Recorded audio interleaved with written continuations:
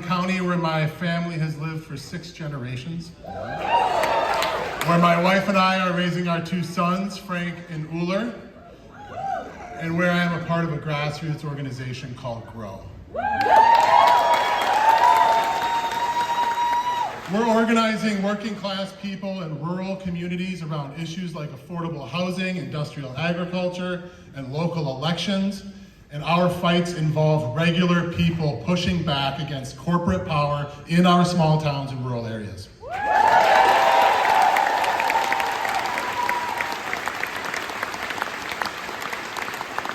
And even in this dire political moment, I'm actually hopeful.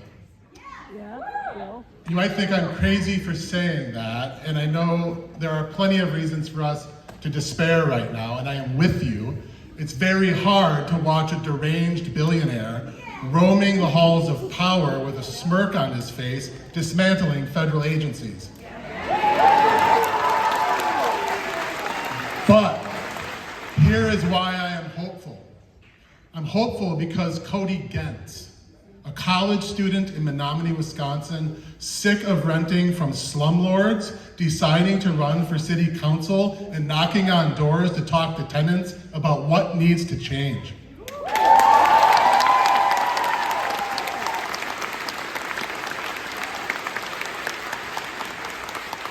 I'm hopeful because of Samantha Bowen, a single mom in rural Pierce County, whose daughter was getting sick from nitrates in their drinking water, starting to hold meetings in her garage and organize her neighbors.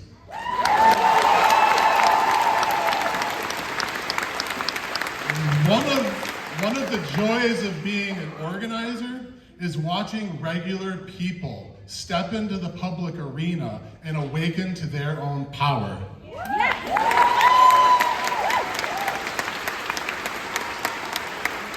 And I'm hopeful because I know when we organize, we win. I saw it when we packed the Dunn County boardroom this summer to pass a zoning amendment that would allow for more small homes to be built. And we filled a room in Maiden Rock with 100 people to pass an ordinance that would regulate industrial factory farms.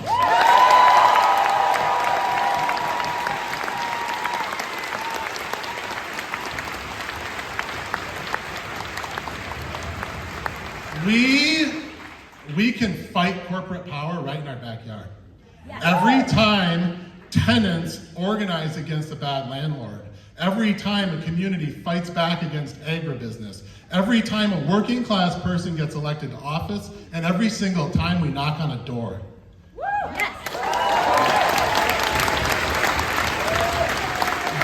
These fights, these local fights, are not small. They are stepping stones to building a bigger solidarity, one person at a time, to see each other as allies, as neighbors, as brothers and sisters, unified and organized.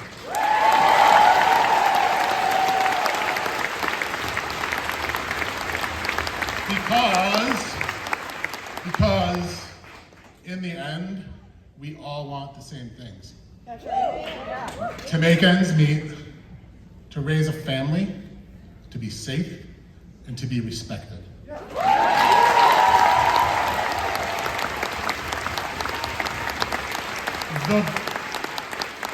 The billionaire class wants us to think that these local fights don't matter, that the only power that exists in Washington, but here is the truth. Power is built in our neighborhoods, our towns, our counties, where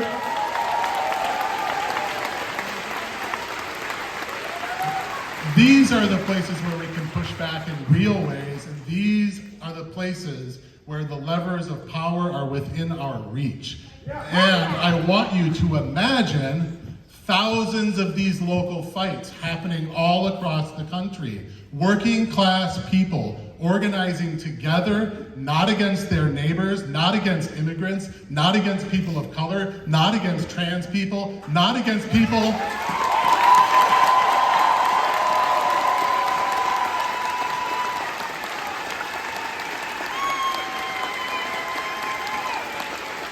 and not organizing against people who look different than us, not against poor people, and not against people who voted differently, but against the super rich who are bleeding our communities dry.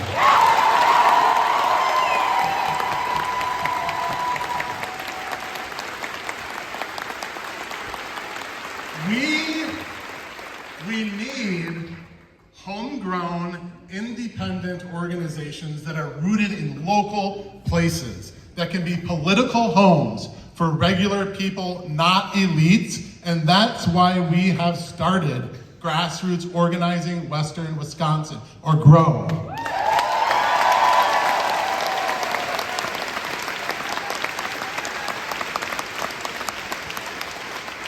The ruling class wants each and every one of us to be hopeless, because hopeless people don't fight back.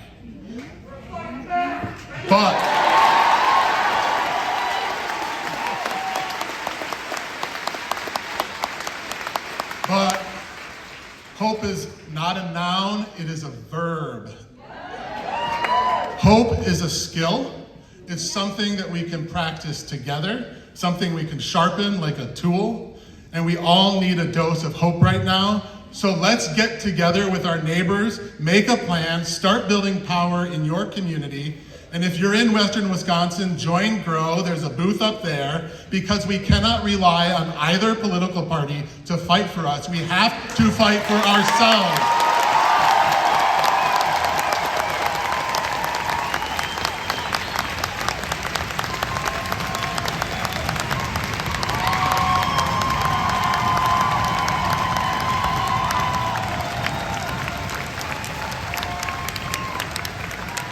That's why we're here today.